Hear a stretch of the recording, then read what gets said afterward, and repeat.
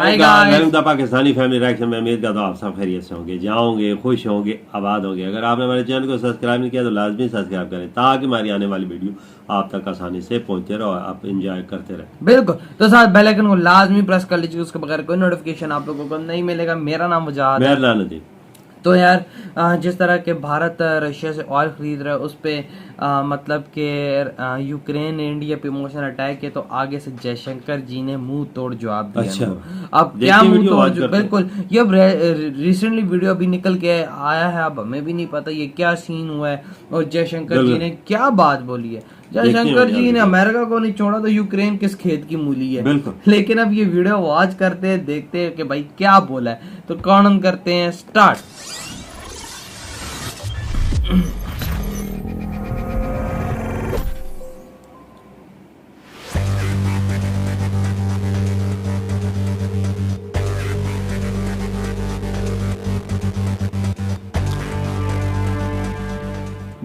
नमस्कार, मैं हूं आंचल सिंह।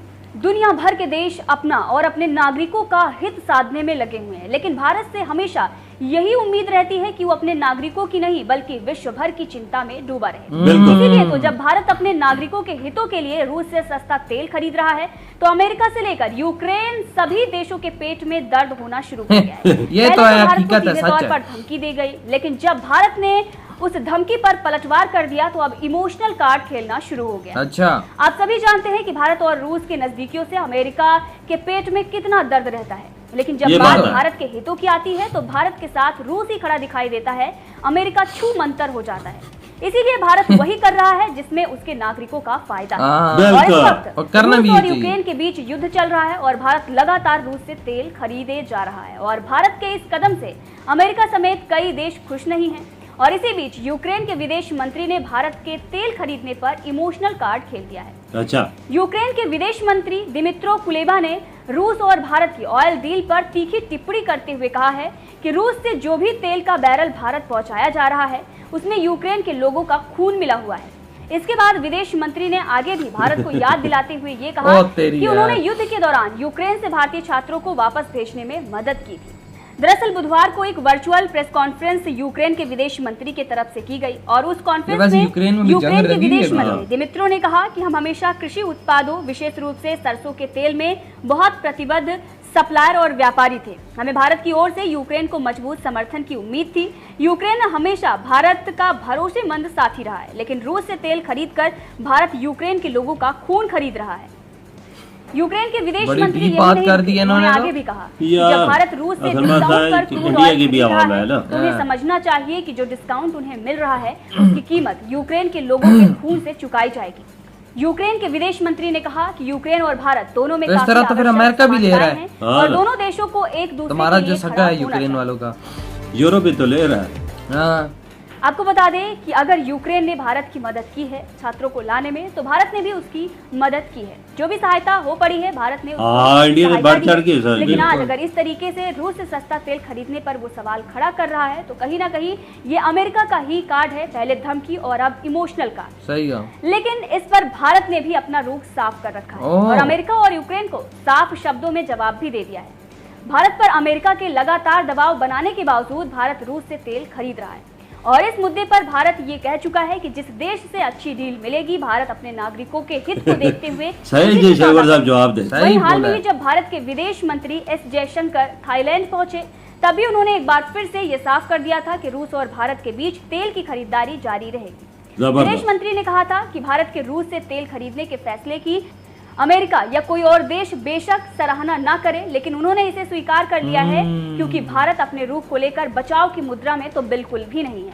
विदेश मंत्री ने यहां साफ करते हुए ये कहा कि जिस डील से भारतीय लोगों को फायदा पहुंचेगा भारत उसी डील को करेगा। भारत देश अपने नागरिकों के हितों को देखता है।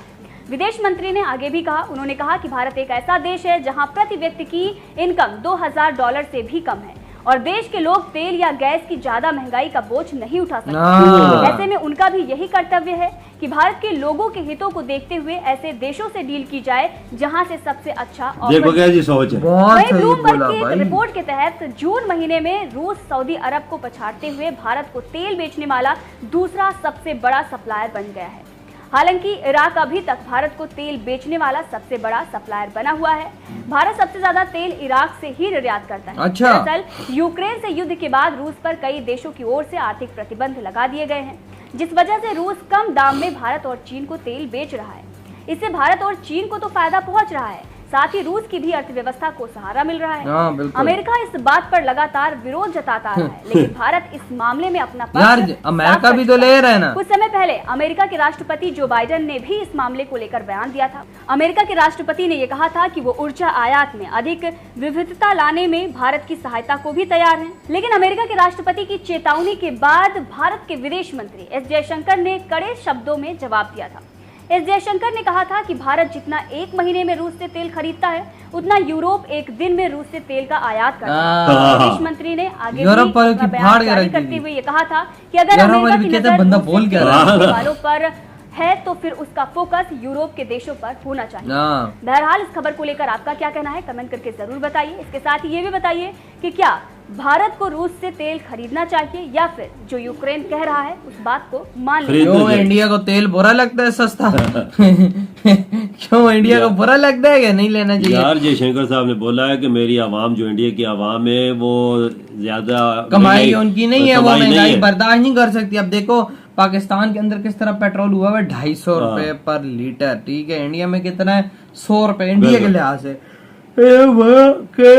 जो हमारे कंट्री में कमाई है ज्यादातर लोगों की वो $2000 है, तो वो इतना बर्दाश्त नहीं कर सकते। और जहां से हमें सस्ता मिलेगा हम लेंगे अपनी जनता के लिए। अपनी जनता के लिए जो तुम लोग करते हो करो। अच्छा वो यूक्रेन का कहता है अगर तुम लोग जो पेट्रोल ले रहे हो समझो कि उसके अंदर यूक्रेन का ये अमेरिका की चाल है ना, ये सबक ऐसे पढ़ा है बिल्कुल कि तुम रोको। बिल्कुल, लेकिन फिर आगे जयशंकर भी बोले ना, बोलते हैं कि भाई हमें जहाँ से सस्ता मिलेगा लेगा, हमें अमेरिका सस्ता दे दे हम ले लेंगे, हमें ईरान, इसका यही मतलब है हमें ईरान सस्ता दे दे हम ले लेंगे, इससे सस्ता दो पेट्रोल हम उधर ही लाए। दादा अमेरिका और यूरोपीय यूनियन जितनी है सारा रशिया से खरीद रहे हैं बढ़ चढ़ के, और जितना इंडिया महीने में ले रहा है इतना वो एक दिन में ले रहा है, और वो फिर नहीं देखते। वो नहीं देखते, इंडिया का देखते हैं।